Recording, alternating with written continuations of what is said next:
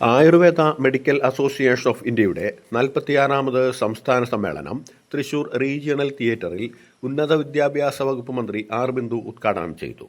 AMAI സംസ്ഥാന president doctor CD ലീനയുടെ അധ്യക്ഷതയിൽ ചേർന്ന സമ്മേളനത്തിൽ Cochin Devaswom board president K Raveendran, AMAI general secretary doctor KC Ajith Kumar തുടങ്ങിയവർ സംസാരിച്ചു.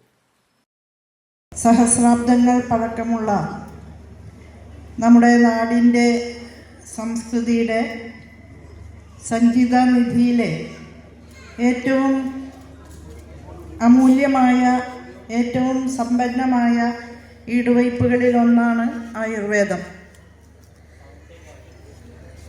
ആയിരക്കണക്കിന് വർഷങ്ങൾ പഴക്കമുള്ള വൈജ്ഞാനിക ഭൂമികയിൽ നിന്ന് ഊർജം ഉൾക്കൊണ്ടുകൊണ്ട് കാലത്തിനനുസൃതമായ മാറ്റങ്ങൾ വളരെ സജീവമായ നിലയിൽ ഉൾക്കൊണ്ടുകൊണ്ട് മുന്നോട്ടു പോകുന്ന ആയുർവേദം കേരളത്തെ സംബന്ധിച്ചിടത്തോളം നമ്മുടെ ഏറ്റവും വലിയ അഭിമാനകരമായ മേഖലകളിലൊന്നാണ്. രാജ്യത്തിന് അകത്തും പുറത്തും ഇതര സംസ്ഥാനങ്ങളിൽ ഉൾപ്പെടെ നമ്മുടെ കേരളത്തിൻ്റെ പതാകവാഹകരായി ആയുർവേദത്തിൻ്റെ മേഖലയിൽ പ്രവർത്തിക്കുന്നവർ ഉണ്ട് എന്നുള്ളത് നമുക്ക് അഭിമാനം പകരുന്ന കാര്യമാണ്. അതുമാത്രമല്ല, ലോകത്ത് തന്നെ ഒട്ടേറെ പേരെ ആകർഷിക്കാൻ കഴിയുന്ന വിധത്തിൽ മികവാർന്ന ചികിത്സയും ആരോഗ്യ പരിപാലനവും ഉറപ്പാക്കുന്ന ആയുർവേദ സ്ഥാപനങ്ങളും കേരളത്തിന് സ്വന്തമായുണ്ട് എന്നുള്ളതും നമുക്ക് അങ്ങേയറ്റം അഭിമാനം പകരുന്ന കാര്യമാണ്. ആയുർവേദത്തിൻ്റെ മേഖലയിൽ കഴിഞ്ഞ 46 വർഷങ്ങളായി ഈ മേഖലയിലെ പ്രവർത്തനങ്ങൾക്ക് ദിശാബോധം പകരുന്ന നിലയിൽ കാലത്തിനനുസൃതമായ മാറ്റങ്ങളിലേക്ക് അതിദ്രുതം സഞ്ചരിക്കാൻ ആയുർവേദ ഡോക്ടർമാരെയും ആ മേഖലയിൽ പ്രവർത്തിക്കുന്ന മറ്റുള്ളവരെയും സഹായിച്ചുകൊണ്ട് നേതൃത്വപരമായ പങ്കുവഹിക്കുന്ന സംഘടനയാണ് Ayurveda medical association of India. ഈ സംഘടനയുടെ 46ാമത് സ്റ്റേറ്റ് കൗൺസിലിൽ പങ്കെടുക്കാൻ എത്തിച്ചേർന്നിട്ടുള്ള ഏവരെയും ഹൃദയത്തിൻ്റെ ഭാഷയിൽ ഞാൻ അഭിവാദ്യം ചെയ്യുകയാണ്. സാംസ്കാരിക തലസ്ഥാന നഗരിയുടെ പ്രത്യേകമായിട്ടുള്ള അഭിവാദ്യങ്ങൾ നിങ്ങളെ അറിയിക്കുകയാണ്.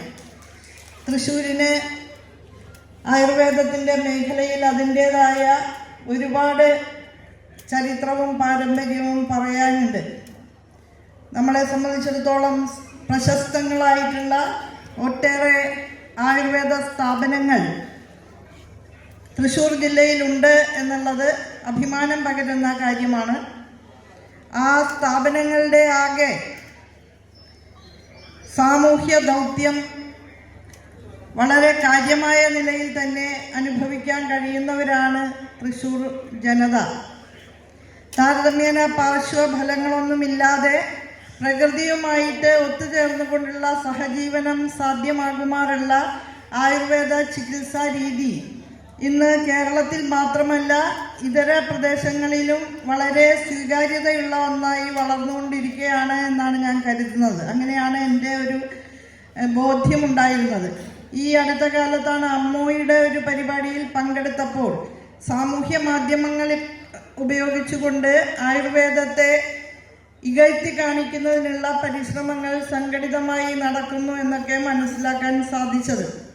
പൊതുവിൽ ആയുർവേദത്തിൻ്റെ സ്വീകാര്യത ആധുനിക ജീവിതശൈലി രോഗങ്ങളുടെയൊക്കെ കാലത്ത് വർദ്ധിച്ചിട്ടുണ്ട് എന്ന നിഗമനത്തിലായിരുന്നു എന്നെ സംബന്ധിച്ചിടത്തോളം. അങ്ങനെയായിരുന്നു ധാരണ.